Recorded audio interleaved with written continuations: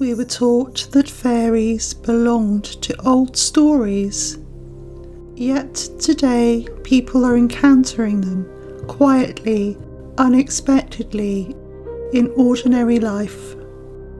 I'm Claire Casely, a fairy whisperer and your guide on this journey. On the Fairy Whispering podcast, I speak with guests who've met these beings at the edges of perception and the thresholds of the everyday. To catch a fairy whisper, you have to listen closely. Listen with me.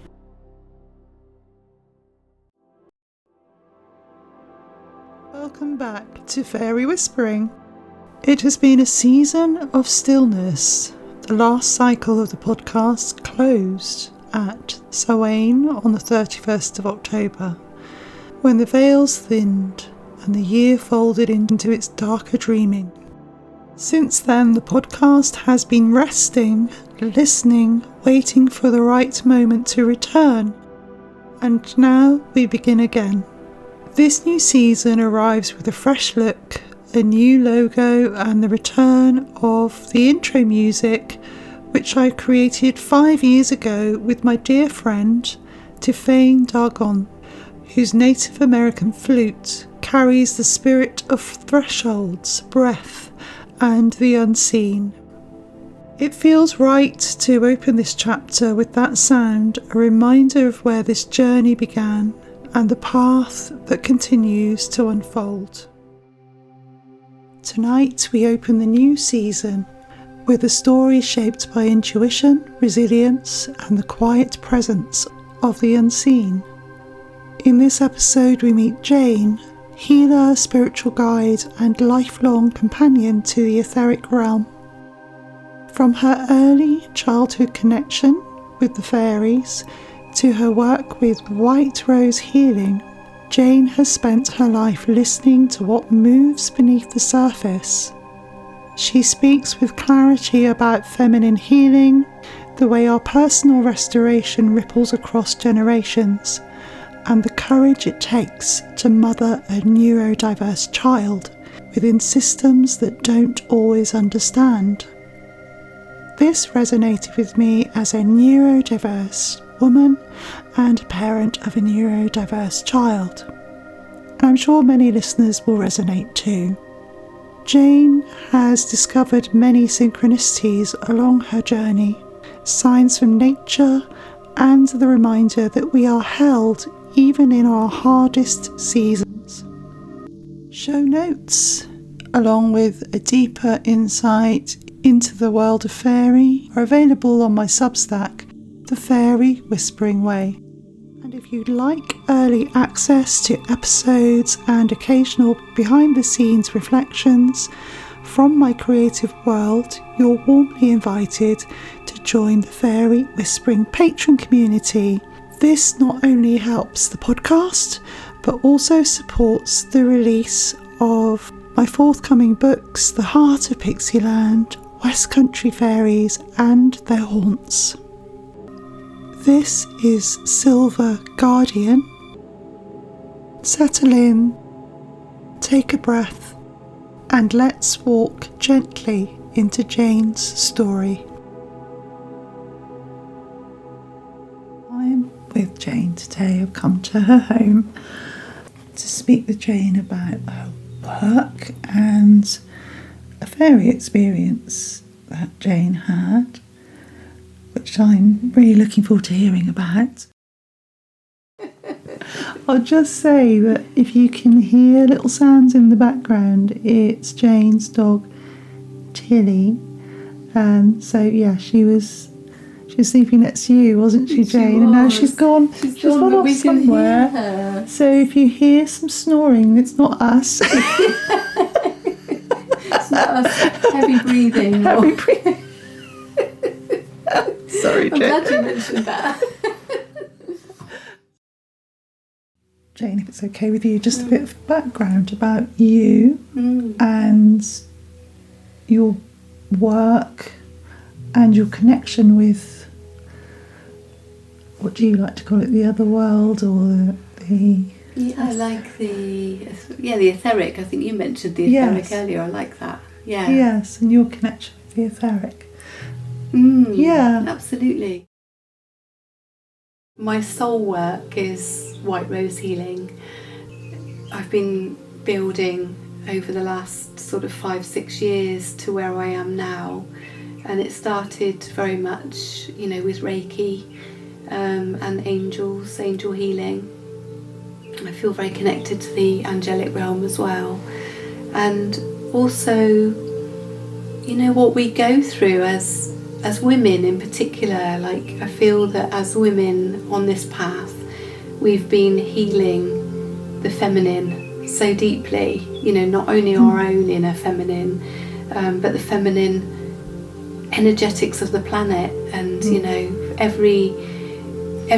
all the healing that we do for ourselves, it not only affects 7 generations behind us on our ancestral lineage, but it affects the 7 generations ahead of us as well. So all the healing that we're doing, we're healing our lineage, we're helping our children and our grandchildren, and we're healing that feminine line, and we're healing for the collective, so it's massive. So that's been sometimes I'm sure you felt it too, Claire, and lots of people listening I'm sure will be able to relate, but you just feel like, why am I going through this? Why does it have to be so hard? And now I can see that the feminine is going through a massive healing over the last decade. She has been, and if you connect that to the earth, the earth's healing and evolving, and all the healing that we do, all the work that we do for ourselves, we're also connecting into the grid of Mother Earth as well, the feminine.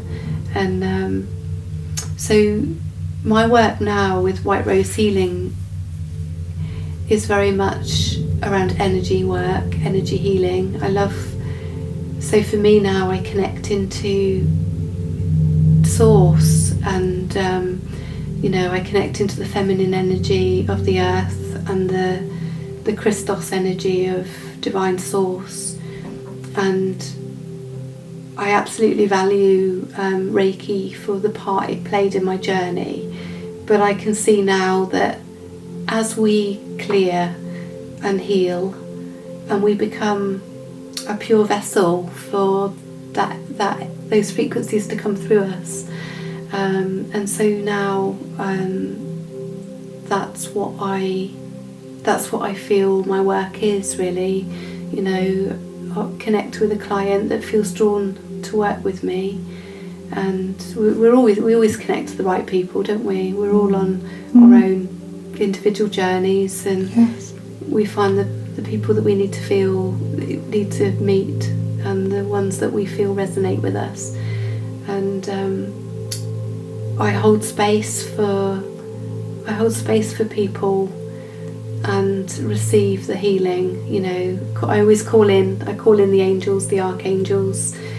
I create a sacred space always. I think that's really important, because as much as there's positive energies, there's also negative energies, and so I'm very careful to protect the space, and create a sacred space. And I call in the team that want to, the family of light of my client and myself, and I just I've learned to get out of my own way and just let it all happen through me, and it's beautiful, it really is. But also supporting women in their awakening process, and how we move from trauma to actually soul. And I hold circles once a month as well, for women to come together and just hold space with each other and be in that connection. Beautiful. So that's where I am now. So I suppose a good place to start for me would be, as a child, as a child, like you mentioned earlier, I always did feel different, but one of the things I remember is feeling really connected to the fairies. So as a child, I just totally believed in fairies, and there's a lot of my childhood that I don't remember loads of, but I just remember feeling very connected to the fairies. And there was a couple of books that I loved that, you know, were about fairies, and it all felt perfectly natural to me. And I used to make rose potions, you know, perfumes out of rose petals. Oh, yes. So yeah, and then I suppose, you know, real life takes over, well, not real life, but the physical world takes over, doesn't it? And you sort of, was aware of losing that to a degree, and just getting caught up in, you know, the difficulties of being a teenager and all of that. And then, I suppose I've always been interested in, the supernatural. I used to love, so we were brought up in Cornwall, in Callington, and my mum had books to do with the legends of Dartmoor, and I used to be fascinated by those. So I used to spend ages reading. All of that's just felt very natural to me, I suppose. And then in my 20s I was just caught up in life. I became a young mum and did my nurse training. Then in my 30s I went on a big healing journey. I suppose that probably started in my early 30s, when I became aware of a lot of healing that I needed to embark on around trauma from the past, and childhood trauma, and it all started to bubble up and affect me a lot. And so I embarked on a lot of counselling, and that was quite an intense time in my life. And then I suppose for me it all really started interestingly enough, when my youngest was about just school age, just starting school, we started camping, because me and my husband at the time, we wanted to go camping, and we wanted to, my youngest is very sensitive soul, and had discovered,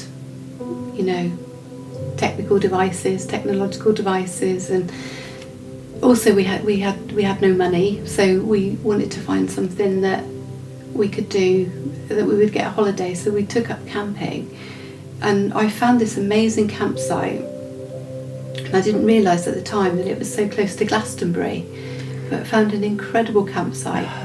And it was literally just surrounded by, it was like a big field, and the way they'd set it up, it wasn't just for money, so the pitches were all around the outside of the field, and then the whole centre of the field, the children were allowed to play, and they had like little market fairs would come in at the weekend selling like organic meat and things. It was really lovely. So we used to go there about 3 times a year, and I really reconnected with nature. I've always loved nature and being in nature, and my dogs were always a huge part of my life, always until recently had 2 or 3 dogs, and walking them, was a big part of my life. And I found this campsite and found it was 4 miles from Glastonbury, and on the first day we set up the tent, I found a crystal in the field, which was amazing. So found it'd been sort of buried down. It'd obviously been there for a long time. So that was quite magical. And then discovered Glastonbury. Yes. And I was like, oh my God, this place is amazing. And got into crystals. And my eldest had left home by that time, but my youngest discovered crystals as well, and she loved them. And yeah, so we just explored all of that, and I got into really reignited my passion for all things crystals, astrology and otherworldly. And at the same time I was still very much in my corporate job as a health visitor, and trying to juggle life, that world which was increasingly burning me out, and the other aspect of me that was increasingly coming out. And then I'm trying to think where, I suppose the next big portal in a way was a lot of initiations, for want of a better word. At the time it just felt like my world was collapsing, but it would have been around about 2011, and my youngest is neurodiverse, but she was diagnosed late because she's so, she coped very well, so she wasn't actually diagnosed, and girls often do get diagnosed later, don't they? So she wasn't diagnosed, unfortunately, until after she started secondary, and all her wheels completely fell off. Even though I'd been saying, like she's going to need extra support transitioning to secondary, but nobody listened, and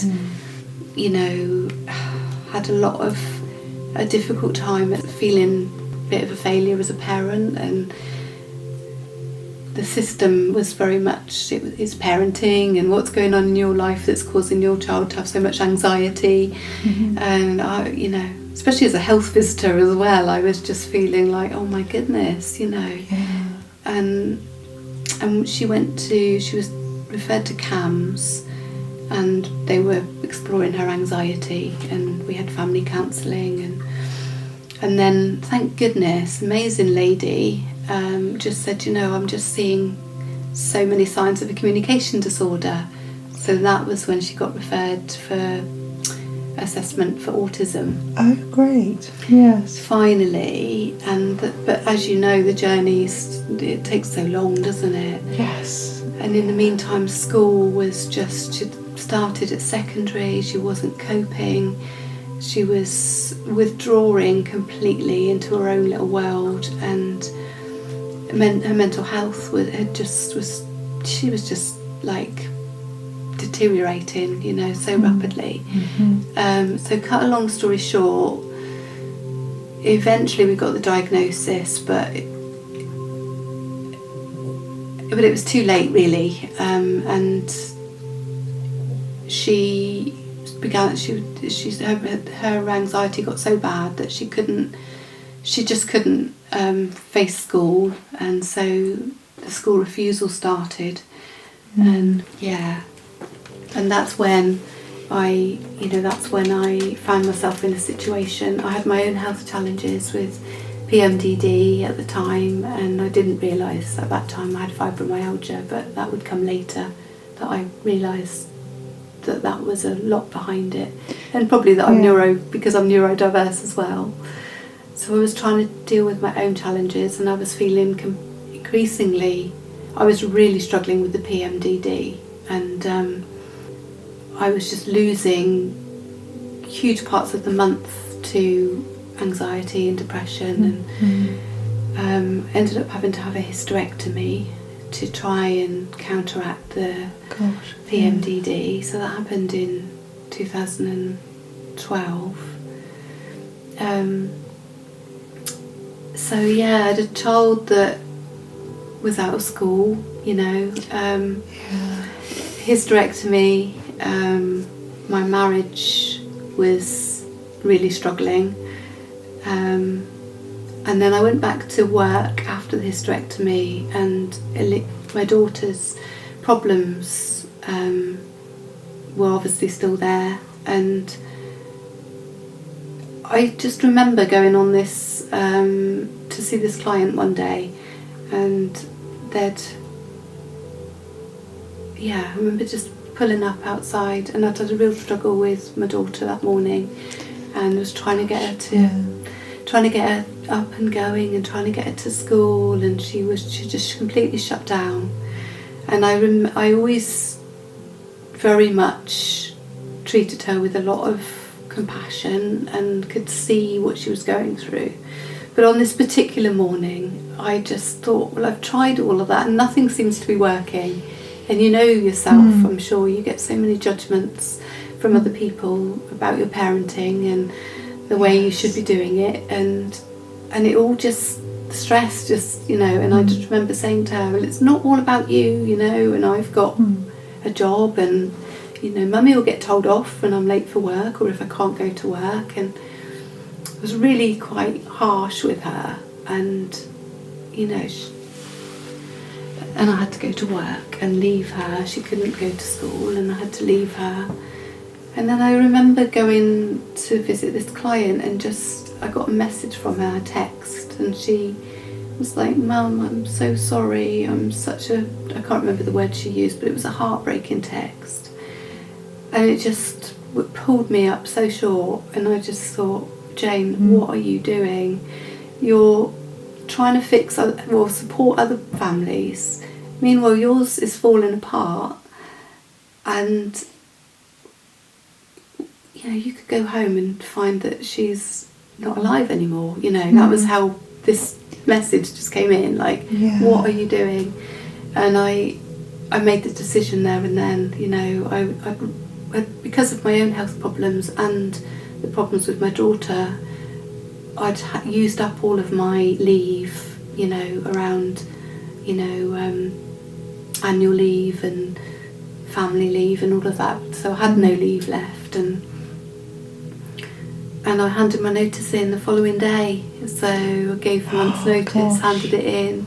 Had no idea how we were going to survive, because we relied on my money, but just knew it's what I had to do, and I had to focus on my daughter and her well-being, and advocate for her, and heal our family, you know, not heal, but support her. And to begin with, it was, and it just threw me into this whole, like, obviously we lost my wages overnight, so we went into debt, and so I was having all of that to deal with. But all through it, I just had this really strong knowing that this is the way forward, and I had to really rely on this inner sort of,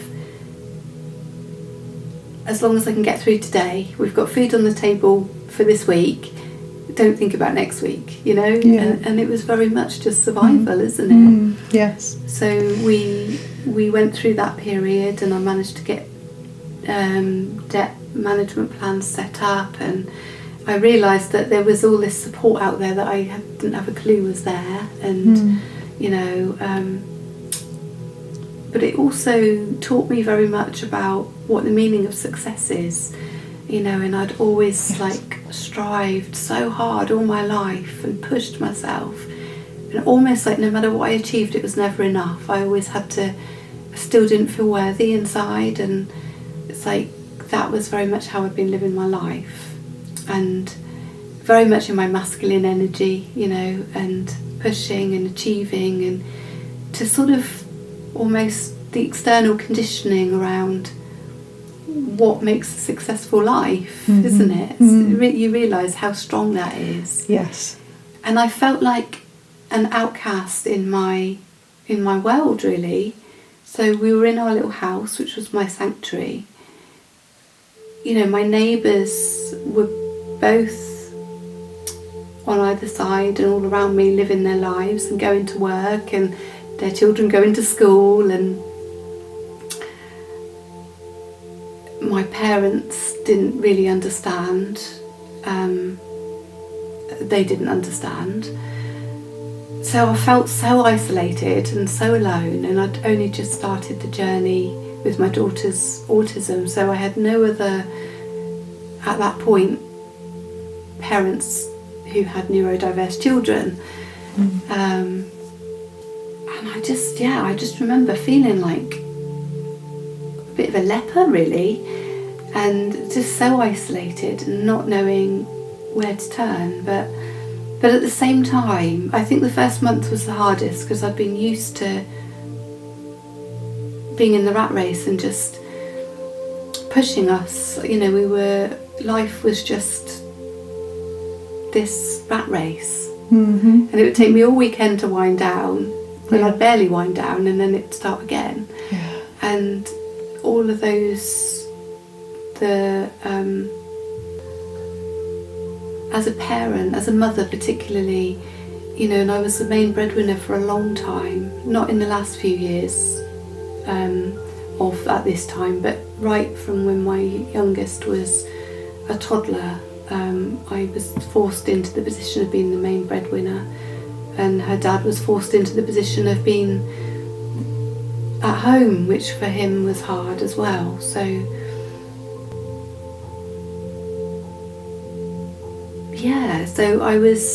I'd constantly been this battle between being a good mum, being the best mum I could be, but also being able to hold my own in my job and feeling like I was failing at all of it. So I spent lots of years like that. And then, so the first month was really hard because I'd been used to pushing myself full pelt, and suddenly there was nothing and I was just no schedule, and my daughter, it was a good day if I could get her out of bed or out of her bedroom before 2 o'clock in the afternoon. So thank goodness for my dogs. I had my dogs, and at that time I was still living with my husband, and there was probably about 6 to 12 months we were still together. But he would go to work, and my dogs would get me out of the house and take them for a walk, and suddenly I started seeing the world and nature in a whole new way. Started actually taking the time to look at the trees and noticing little details that I'd been too busy to notice. Although I'd always, at the weekends, we had always gone for walks in nature and I'd always loved it, it was just on a whole new level that I connected with it again. And that was my medicine, that's what got me through the rest of the day.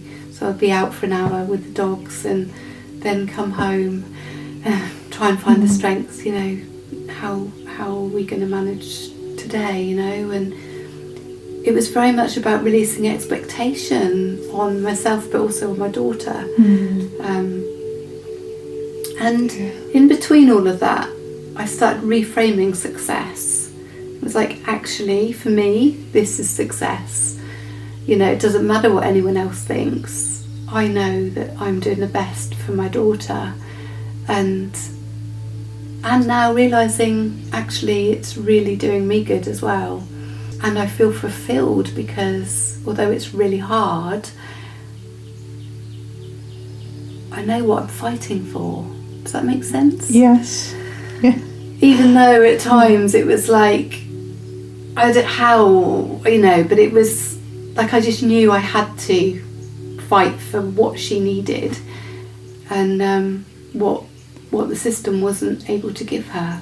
And the battle felt like a battle against the system as well, because so that went on. And then my marriage ended because I think giving up work and all the stress of everything, we were under a lot of stress, but also I think it really highlighted where we were living parallel lives. And also it's funny because I was only talking to my daughter about this morning, because she's got 4 children now on the spectrum and she's really struggling. Actually, how I was like, I don't know how I'm going to get through this. And I used to take myself off on a Sunday for a couple of hours with the dogs, and that was my, that was my medicine for the week, to be able to get out of the house. And I think there was also this awareness that actually, if we parented separately, both of us would get a break, but particularly myself at the time, you know. So every other weekend when she was with her dad, I actually had some time to breathe and to be me, and that was life-saving, absolute life-saving. So that was in 2013, and then I was on this journey of just piecing myself back together and exploring. That was around about the time I was exploring a lot more sort of in the spiritual realms, probably more at that point self-help and, you know, just reconnecting with the real me. And I was also dating and things, and still being caught up in the outside world at times when I could. There was just this sort of period of time where, I don't know, I was just existing really, and I was trying to do, I think I tried to do little part-time jobs while my daughter was at her dad's, but then it just became apparent that I was still pushing myself, and actually it wasn't the way forward.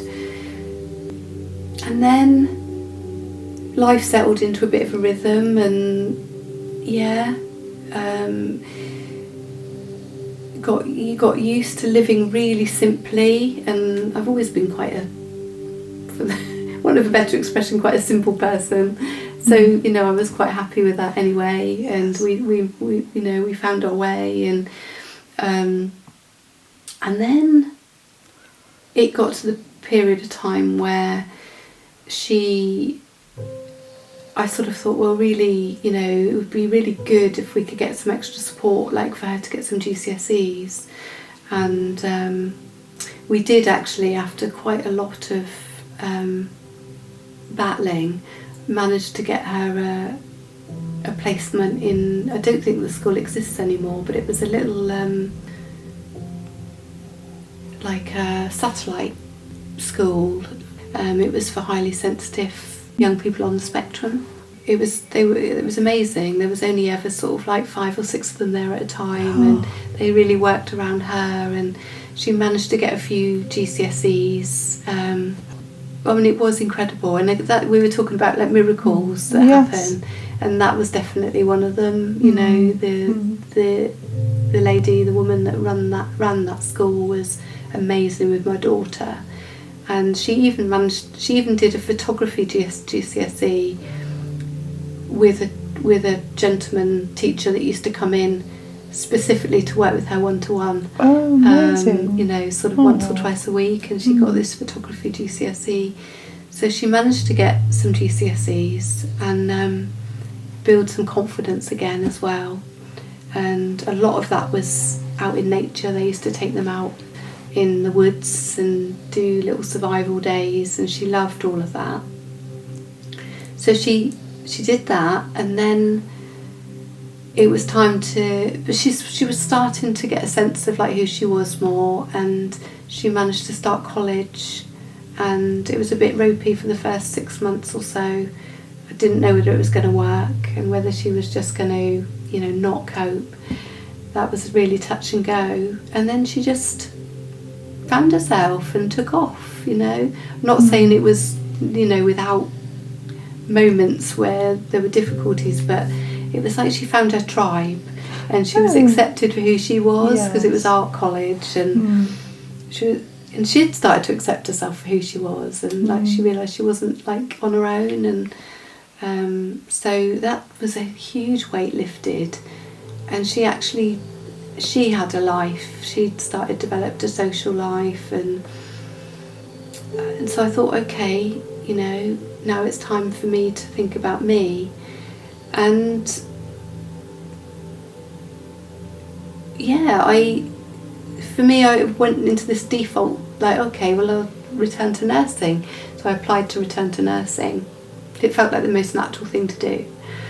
And I was doing care work at the time, and I was just with the return to nursing, although my application was accepted, it was just a catalogue of errors and every which way was blocked. And they lost my application, they did it the wrong way. And then, it was just, honestly, you wouldn't believe, you'd think I was exaggerating if I told you exactly all the things that happened. To the point where I was like, Jane, you're not meant to be doing this. It shouldn't be this hard. Yeah. Like the universe was just literally deploying every possible method to say, no, no access. So, okay, so my old default setting of like what I did in life was, no, it's not. So I carried on in care work for a while and did some private care work. Throughout this time I'd had a really bad experience in a very short relationship I was in. It was very traumatic, and I ended up being harassed and stalked by this person, and it was really a scary time. Yeah. Sorry you had that experience. It was really difficult, but it taught me so much. Yeah. It taught me so much about, well, it really made me really go within and think I really need to focus on me and my own healing before I try and bring another person into this, because actually, everything's a mirror, isn't it? Yes. It is. So I was like, what? How did I attract this? And how did I allow it to continue? I mean, it was only very short. It was only 9 weeks, but still, it was 9 weeks too long. And there were signs, and the old patterns of like, rescuing other people and my lack of boundaries and all of these old patterns were like, right, come on, we've got to sort this. So it really made me, right, you need to really focus on you and healing at a deeper level. So I was really that really broke me actually. My health just plummeted at that point. And the fibromyalgia was the worst it had ever been. I was exhausted, I could barely get off the sofa, and so I started this monthly meditation group with what turned out to be my Reiki master, and that was, I think, the real turning point for me. I went along to this monthly group and I met a small circle of women, and I loved it. I loved the whole experience, and we used to talk about all the things that it was like, my goodness, it's other people like me, and then I knew I had to do Reiki, and I just knew I had to do it. I went to a mind, body and spirit fair, and I was like, oh my goodness, this is amazing. And I saw the people doing Reiki, and I just knew my soul was like, this is what you're meant, this is your path. Like you said about the fairies, it was like, this is your path. So I did my Reiki 1 and my Reiki 2, and I just embarked on a whole new journey, and then reached the point where my daughter started uni. My daughter, she is amazing now. She's 24, and she went to uni and she got first at uni. Wow. So from, just want to say to anyone that might be struggling with a child who's neurodiverse and really struggling with the system the way it is, that honestly, just follow your intuition, like with what your child needs, because you know what your child needs, and they will reach a point where they will be fine once they find their own way. And they've got that. They just take longer to develop that confidence and that resilience, and in the meantime they need that support. Yes. So she left uni with a first, and she's now in the career as a games designer, and she's doing so well. Yeah, Brilliant. so it's a real success story, even, you know. But in the meantime, so she was going off to uni, and I had all this debt, obviously, and a mortgage, and I just knew that I had to sell the house, and it was really scary time. It was like that now's the time to focus on me, but actually, where do I even start, you know? And I knew that for me, I think the house had so many old, I suppose it was just like difficult memories. I felt like I really needed a fresh start. I knew that I could sell the house and pay off all my debt, which felt big to be able to do that. And so I made the decision that that's what I needed to do. I needed to sell the house, pay everything off, and just start again. So I literally started again from nothing, really. And it was a really difficult time because a lot of people didn't understand. My parents didn't understand. They were like, you need to hang on to the house no matter what. But I had this but it's that old school way of thinking, isn't it? Yeah. That our security is in our external. And actually, I just knew that I needed that fresh energy and I needed that fresh start. And I would have a little bit of money left over that I could, you know, start putting myself back together again, and, you know, doing some things that I wanted to do and living my life rather than just existing. So I was in this position where I had the house on the market, and I didn't know how I was going to find a rental. This was in 2019. Didn't know how I was going to find a rental that would take me and my 3 rescue dogs, because that's not something I've mentioned, but I had 3 rescue dogs from Romania who were my world and taught me so much. But yeah, they really did teach me so much about, again, the same as my daughter, the same lessons around that all beings need is acceptance for who they are and where they're at, isn't it? Yeah. And I just accepted them for, you know, my foster dog was highly reactive and, you know, had massive behavioural problems. But come the end, you know, he did so well, and it was just that acceptance, isn't it? You know, and so yes, I had my pack of 3 dogs, and that were my life. And I was like, well, what landlord is going to take me with 3 dogs and, you know, no career, you know. Anyway, I just put it out to the universe and kept doing the affirmations on the new moon. So like, my house is coming to me, my home is coming to me, and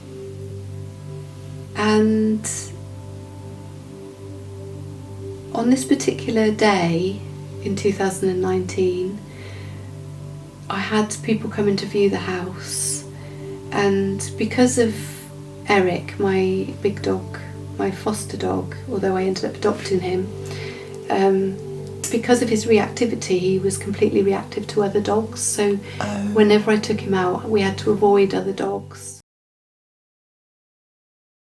And so I had people come to view the house, and I knew that I had to get out of the house. So not only did I have to clean and do all the things you have to do when you have a house viewing, but I had to somehow get all 3 dogs out of the house, and for like 2 hours while the viewing happened. So it was then, and I'd also been dating somebody, and it was a really strong connection with this person, but then something had happened. We're still together now. We've been very off and on for 6 years, but we're getting there now. It's been quite a journey. But at the time, I found out something that really shook me, and I was like, so I was trying to sort the house, didn't know where I was going to be living, didn't know how I was feeling about this relationship.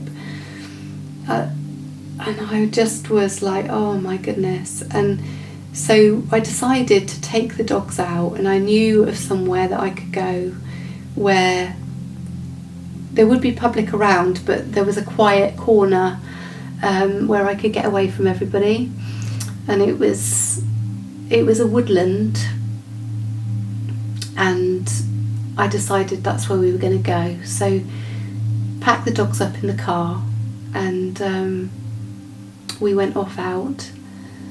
And I was totally, in my head, I was like close to tears.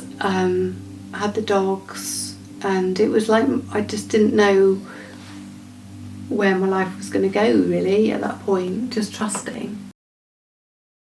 I was walking along, and it was beautiful just being in the woods, and the dogs were enjoying it, and then I saw this, well, what I believe is very strongly was, I could only think was a fairy. And it was just amazing, because I was walking along, it was like a giant dragonfly, but it was silver. Yeah, it was like translucenty silver. Yeah. And they kept flying, they were flying around me, and then it would fly away, and then it would fly back. When you see a dragonfly, or you see a butterfly, and you really feel like it's a message for you, because they're around you, and they're not just flying past you, but this is what this was like. It was like she was flying, she sort of flew towards me, and then I was expecting to just fly off, and I wouldn't, but then she flew away, and I watched, and then she flew back, and this went on for about, you lose track of time in moments like that, don't you? But it went on, I would say, for 2 or 3 minutes, and it was just like, thank you. I knew it was a real affirmation that everything was going to be okay. Yes. And I was on the right path, and it was so incredible. It felt like, it was like, that's all I can describe it as. It's like a silver, translucent, giant dragonfly. It was amazing. Amazing. Yeah, and I've never seen anything like it since or before. No. But fairies have always been, you can see I've got, like, in every plant I've got a fairy. I'll have a look at those in a minute. I've always felt so connected to the fairy realm. Gosh. And I just felt they came to me, the elementals came to me to say, you're going to be okay. Oh, that's so beautiful and affirming. Yeah, it was like, you just have these, I've always found, like, and that time in particular, not so much these days, because I suppose I'm much further on in my explorations now, and I feel more confident in my connection and how I am supported by the unseen realms. Like, maybe I don't need them as much now, but at that time I had a period of time where I think I really needed it, and I was just getting these incredible signs. There was another one I had all around the same period of time. I was walking the dogs one day, and I saw a caterpillar in the middle of my path. I think it was 2 or 3 days running, in exactly the same point of the path was this caterpillar. And then I think the 3rd or the 4th day I saw a butterfly emerging from like a cocoon. It was absolutely magical. Beautiful. And it was obviously, that's where I was at. I was the caterpillar, and that's what spirit was showing me. But also it just felt, it's like all these little signs that kept me going, and there is more to this really tough time that I'm going through. I am being supported. Yes, and I was talking about this the other day with somebody about how sometimes we need something physical to give us that reminder. Faith. Yeah. Faith. Yes. Yeah. Faith. Yeah. Because it's easy, isn't it? Especially when we're doing this sort of work and connecting with spirit, the unseen. You know, sometimes, I mean, I'm speaking for myself, you can stop and think, what am I doing? What is this about? Yeah. And then you have that reminder, Yeah, that magical absolutely. thing that happens. Think, oh, okay, yeah, that's what it's about. Absolutely. It's yeah. so true, isn't it? And something else that happened. So the people, I think it was after that viewing, it was going back 6 years, so it's if it wasn't after that viewing, it was the next viewing. They bought the house, and then so they put in an offer and I accepted it. So then I remember the estate agent saying, well, it's pointless you looking for somewhere to rent at the moment, because obviously the selling process takes a while, and you know, you're not ready to rent quite yet. So I had this sort of period of time of just waiting to go through the process, which you're all too familiar with. Yeah. Bless you. Yeah.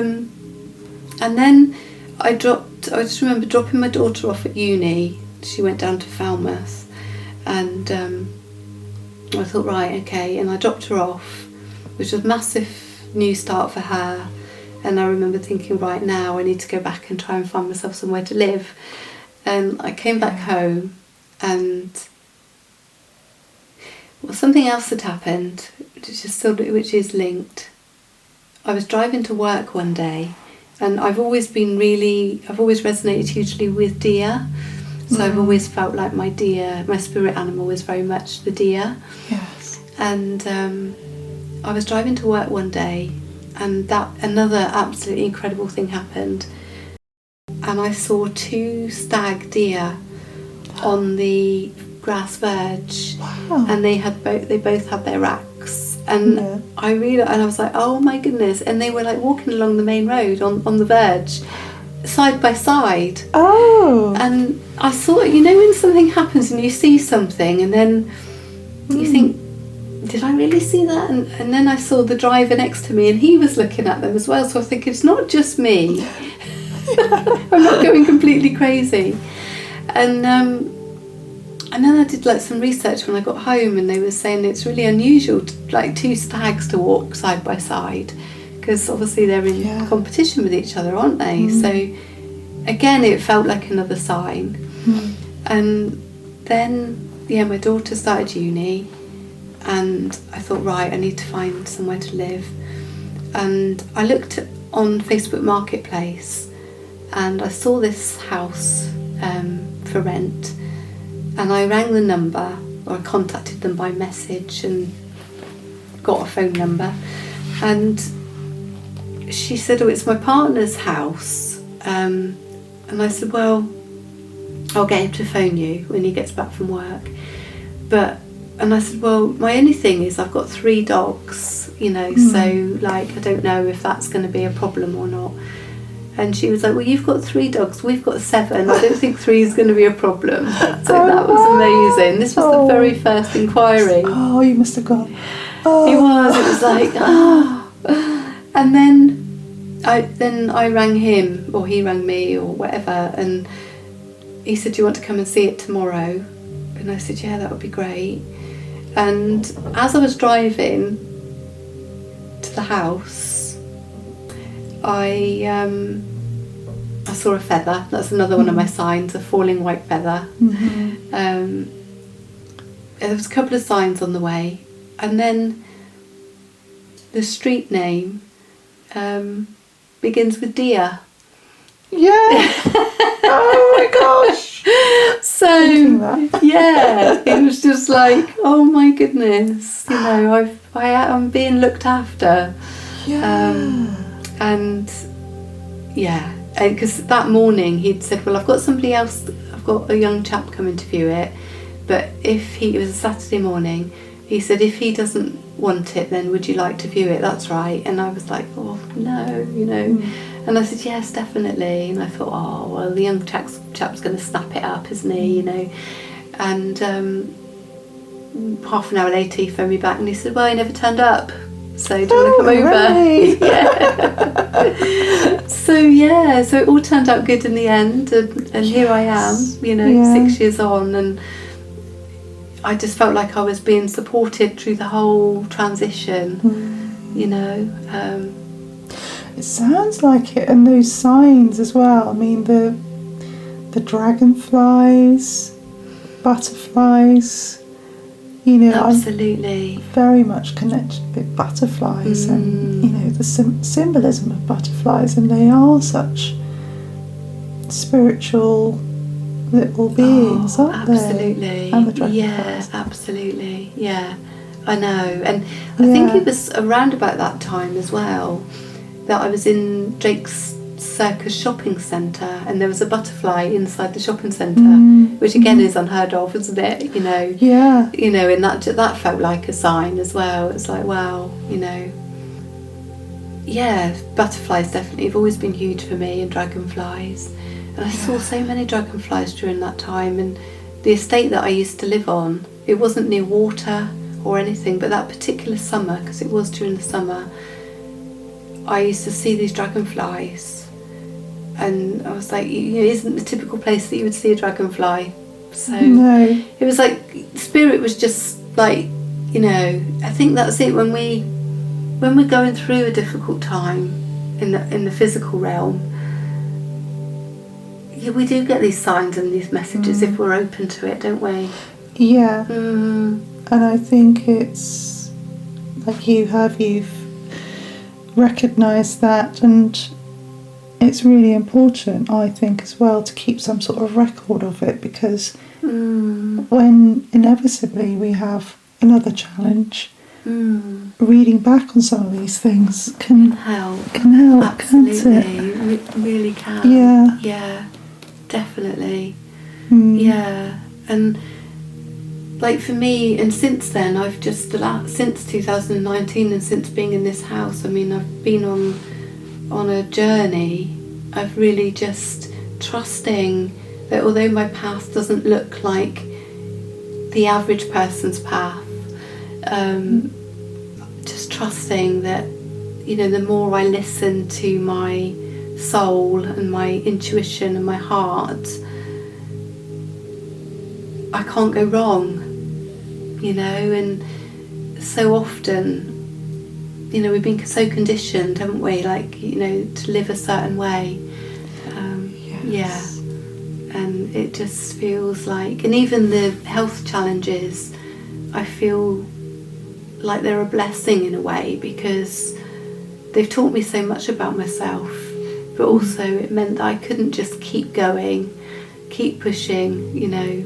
It's like my body was just like, no, you're not, you can't do this, you know. And even now, although I can't compare myself to that person like 6 years ago who, well, yeah, it was 6 years ago, well no, it probably was 7 years ago when I really broke physically, but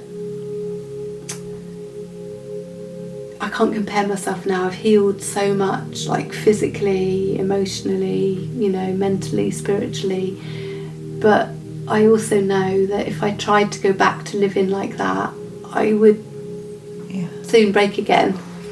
So, isn't it? We know our boundaries. And that's the great learning, isn't it? That's the great learning, isn't it? Absolutely. We know what we need and what our energy needs, and I have to very much pace myself, and, you know, when I know I need to take time, I listen to that now. And being in situations where the energy is very low or toxic, you know, I know that, you know, it's okay to stay away from that. Yes. So thank thank you, Claire. Yeah, thank you, Jane. Thank you for holding this space. Oh, it's been wonderful listening to your journey and your experiences. It's always an honour when I just sit and listen to what people have to share. And yeah, so thank you for your time. Yeah. Thank you.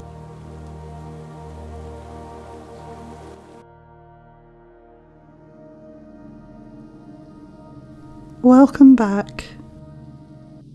As we close this conversation with Jane, her story continues to echo a reminder of how the unseen guides, protect and gently shape the paths we walk. Her experiences invite us to look again at the places that call to us, the woodlands, the thresholds, the quiet spaces where intuition stirs and old wisdom rises. These are the landscapes that reveal who we are becoming and who has been walking beside us all along. In folklore, the dragonfly is a threshold messenger, a creature that moves between elements, carrying clarity, transformation, and the ability to see through illusion. Many traditions say it appears when we're shifting into a truer version of ourselves, or when guidance from the unseen is close at hand. Its wings catch the light the way insight catches the heart suddenly and unmistakably. Before we finish, I want to share a glimpse of my future guest, Ulrika Igrain, a singer-songwriter with Scandinavian and Peruvian heritage. Their music carries the pulse of myth, ancestry and wild places. I met Ulrika at the Folk Preservation Association in Teignmouth, and their presence felt like meeting someone who walks with one foot in this world and one in the other. To close today's episode, we're playing their haunting track, Valruven, the Werewolf. It tells the story of a maiden lured into the depths of a forest where she meets magical beings and finds her heart forever changed. The moment I heard it, I felt how perfectly it resonates with today's theme, the way that woodlands can beguile us, unravel us, and lead us towards hidden truths, new wisdom, and perhaps even encounters with the fairies themselves. Thank you for stepping into this season with me. If you'd like to walk a little deeper into this world with early release episodes and occasional behind the scenes notes from my creative process, you're welcome to join the Fairy Whispering Patreon community. And remember to check out the show notes on my Substack, The Fairy Whispering Way. Until next time, may the beauty of the woodlands lead you deeper into wonder and closer to the mysteries that call your name. The maiden, she went out for to seek out her love. The lime tree shivers in the forest, so she took the road to the forest so blue. Her heart, it was claimed by the wild wood.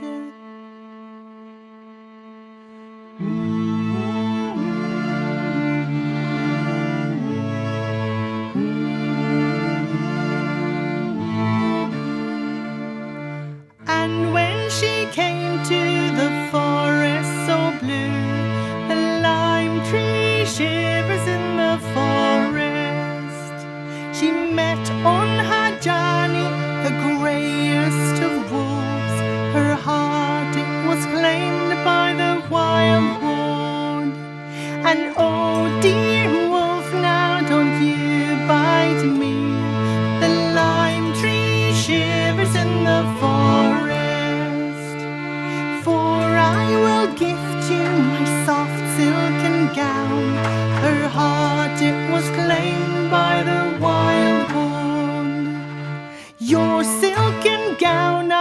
make no claim upon.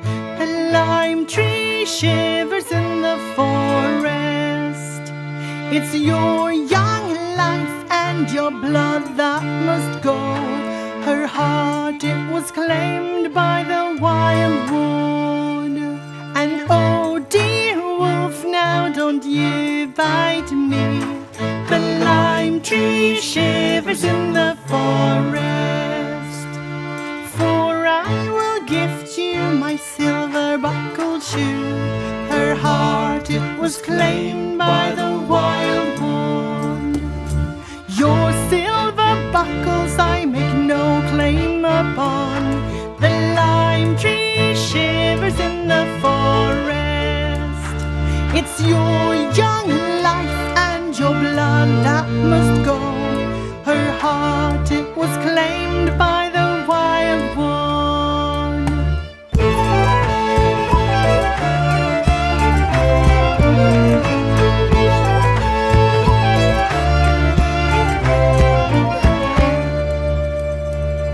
And oh dear wolf, now don't you bite me. The lime tree shivers in the forest. For I will gift you my red golden crown. Her heart, it was claimed by the wild one. Your red gold crown I make no claim upon. The lime tree shivers in the forest. It's your young life and your blood that must go. Her heart, it was claimed by the wild one. The maid climbed so high in the highest oak tree. The lime tree shivers in the forest. And the wolf, it went screaming around by the roots. Her heart, it was claimed by the wild wood. The wolf dug that oak all the way to the roots. The lime tree shivers in the forest. And the maid, she gave up such a blood-curdling cry. Her heart, it was claimed by the wild wood.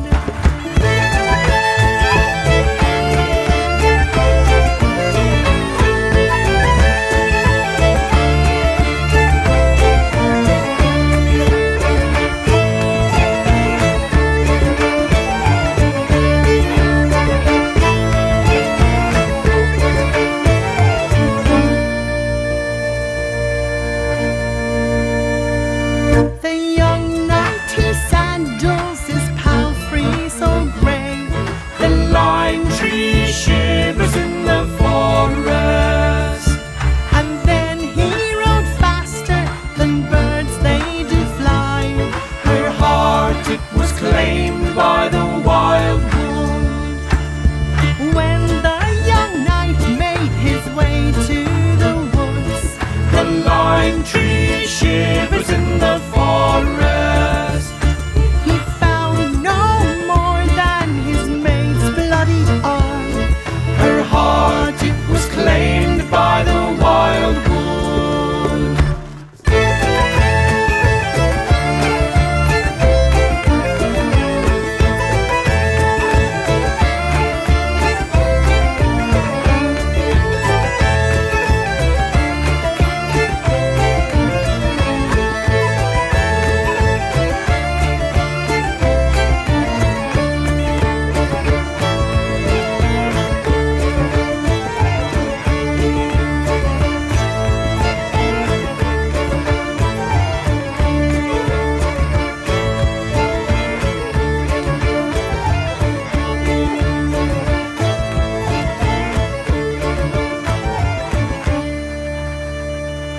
God comfort, God make me a better young man. The lime tree shivers in the forest. My horse has run off and my maiden is gone. Her heart, it was claimed by the wild wood.